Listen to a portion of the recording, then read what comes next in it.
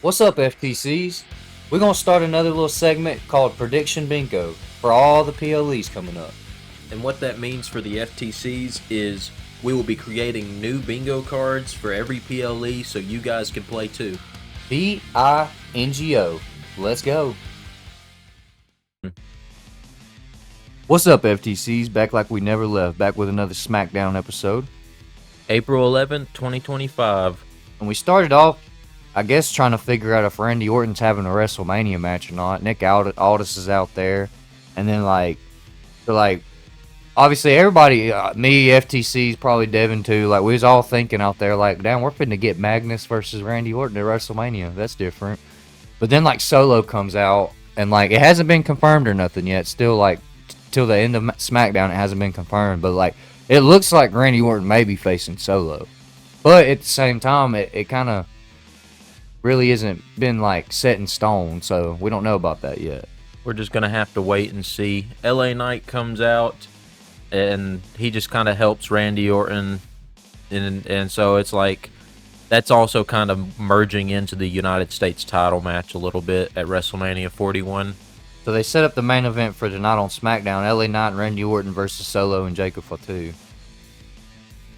But up next, we got the Women's Intercontinental Champion, Lyra Valkyria and Bayley, Super Bayley, winning a gauntlet match to become the number one contenders for the Women's WWE Tag Team titles at WrestleMania 41. Hey, Devin, did you ever think you'd be saying those names together for tag titles?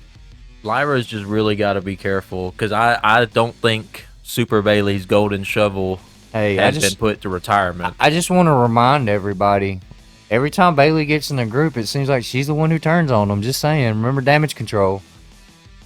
But, I mean, I'm not disappointed in this. If it's going to happen at WrestleMania, I see why they did it. You know what I mean? Because they got to have somebody who can, go with Liv and Raquel. But at the same time, I feel like they're not trying to take the titles off of them either. So it has to be at least a close median, right? Yep. So next up, Drew McIntyre and Damian Priest had a little segment, and it's been confirmed that they're going to have a Sin City street fight at WrestleMania, and that should be really good. But on SmackDown tonight, they went at it like in a street fight. They were using steps and everything, bro.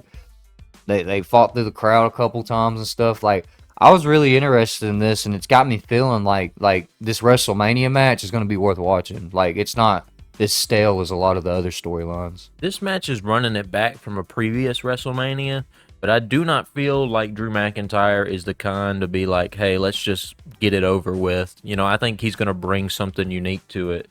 And Damian Priest, this is a moment for him to really kind of continue to rise as the next big star. So he really has to do well at this WrestleMania.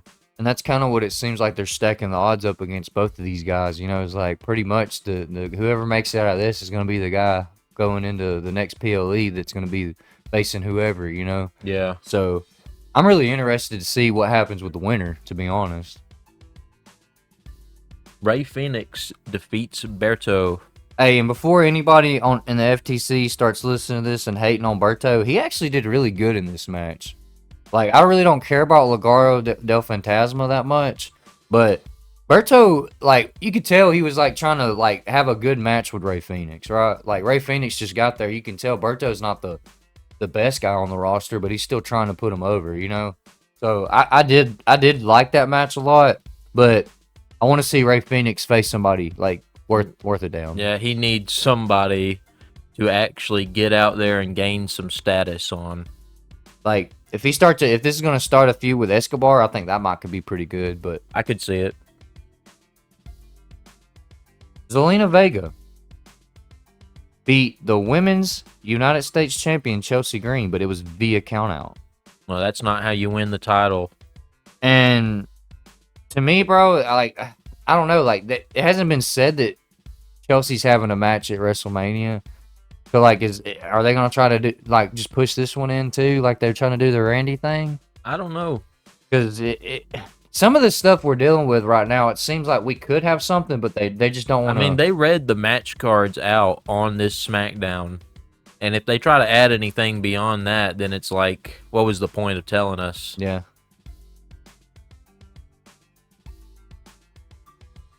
But up next, the WWE Champion Cody Rhodes makes his way to the ring and addresses John Cena. And I really and truly, he kind of just says the same thing that he said the whole time. It's like, no, John Cena, you will not beat me, and I don't like you. And call me out if I'm wrong, FTCs, but like, am I the only one that thought there was supposed to be more out of this promo? He had all these titles out there. Like, I figured he would have been name dropping people, and then when he got to the spinner belt, name dropped John Cena or something, you know. But like, it seems like he was more or less, like Devin said, going on the same spin he's been saying. So like, I feel like we need a little bit more, and we're just not gonna get it, you know. They only had between Elimination Chamber and now, and I don't guess they can come up with anything else in the last week. Next up, though, we had a non-title match. WWE Women's Champion Tiffany Stratton defeat Roxanne Perez, and this match was really good. Like I'm usually like, dang, these women matches are lackluster, you know, like they didn't want to be there or whatever. But like, this was a good match. Roxanne knew that she was in a match with the women's women's champion, so like that's a big opportunity for her. She gets the win, so she's gonna show out. But then towards the end, Charlotte Flair had other plans. She's got to come in and attack Tiffany Stratton. Hey, this is what happens. This happens in real life when you beat somebody with words.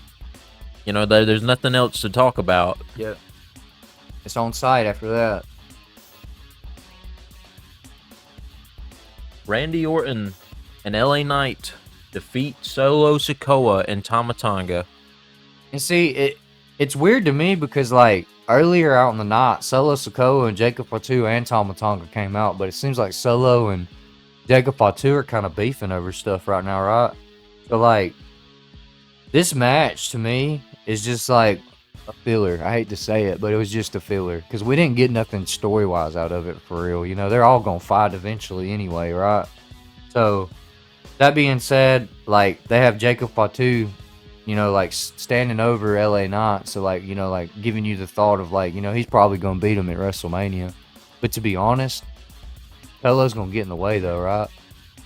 Probably so. Solo seems really jealous. Like, I've been here for this long, and you think you're just finna walk yourself into a United States title match and win it? Like, he's got to be a little jealous, bro. Because he brought him there, you know what I mean? So,